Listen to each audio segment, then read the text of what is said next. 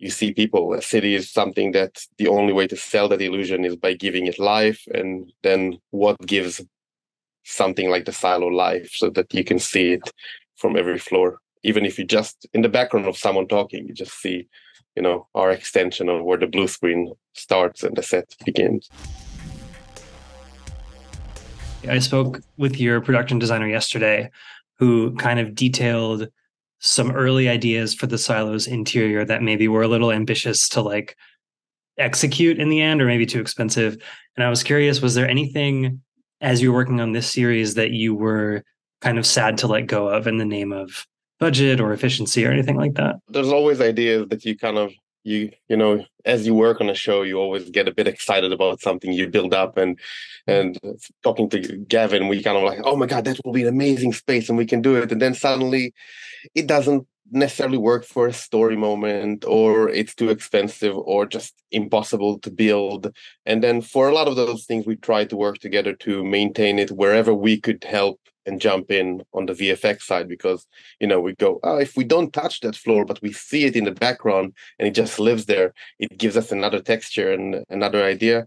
And yeah, there's a few things that were there and then had to disappear, and you have to let go of it. And it's always kind of a bit of oh, it's our baby, we kind of brought it up as a solution for something, and then suddenly you write something out because it just doesn't quite work. And or sometimes, yeah, it's just budget, and it's always a bit of a heartbreak, but it's Yeah. the overall picture that we looked at. And this is a very small thing that I noticed, but while watching it, I noticed that like the computer UIs and stuff throughout the silo for the regular people seem very kind of out of date and retro. And then when we're going into IT, everything is like super advanced. And I was curious how you guys talked about kind of show like using visual storytelling to show kind of the disparity between who's in power and who's normal, and just all the different kind of class systems within the silo. The whole structure of the silo was built to build up to that idea of there is separation. So it was from the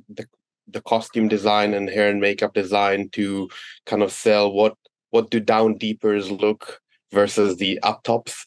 For us, it was just the build of flow of degradation in the silo, how you fall from the top of the silo, that kind of closer to the light, which is that light dome we built in order to create that we are up there versus the people that are down there. There's more atmospherics, there's more rust, there's more dirt, there's more water damage. It's less maintained. And to that point of the computer's technology, that was the idea of people are being kept in something that for us feels like if I gave it to any person today, I gave him that kind of software, they would feel hindered by that kind of lack of technology, but it's just enough to do what they need to be able to do, which is messaging and moving information.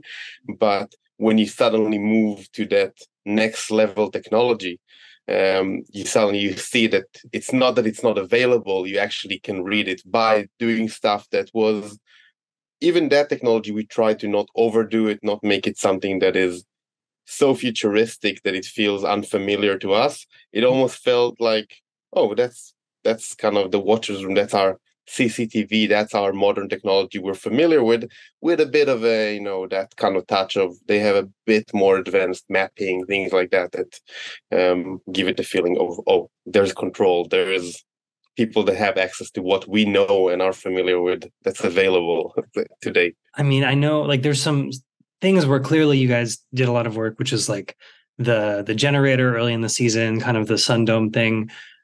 I imagine there's also a lot of like set extensions and stuff. So, like what was kind of the most complicated aspect of the show to work on? The scope. So there's layers to that that kind of that the design of the silo. So when I joined the show, the first thing I knew is we're building a floor of the silo that will be our main set, and then knowing that basically our silo extends beyond the floor, both horizontally, and anytime you look up or down, you see a full set extension.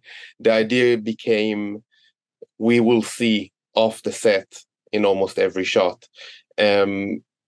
production design gave us a massive, beautiful set, but because when we saw the designs, it's one open vertical space. So we had to work together on figuring out how to create an environment we can extend and in a way that's seamless. So our intention was that you watch the show and at no point you go, oh, that's just one floor and here's visual effects, or here's just something that's behind. We wanted it to be just happen in front of your face, as close to camera as the story needed it to be, without worrying at all about it. But because it's an open space, it became quite a lot of set extension, which in a city introduces the second layer we had to deal with, which is you see people. A city is something that the only way to sell that illusion is by giving it life. And then what gives something like the silo life so that you can see it from every floor? Even if you just in the background of someone talking, you just see, our extension of where the blue screen starts and the set begins. Maybe this happens in a lot of shows, but I feel like in Silo specifically, VFX delivers some of like the hugest moments in the sense of like the outside world, those brief images where everything looks green and nice. And then when the view screen flickers in like episode 3, and then like the very last shot of the season are these huge moments that are very, I imagine, VFX driven. Like, what is it like to work on something like that? Are you trying to make sure you're not giving too much away and just kind of tease everyone, or how's that work? Obviously, there's the element of tease because we wanted to end and show something that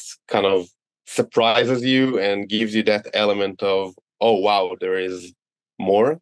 But at the same time, we had to be very clever about how we move the camera and what we create in order to really only reveal what we're meant to reveal and keep what is meant to be hidden.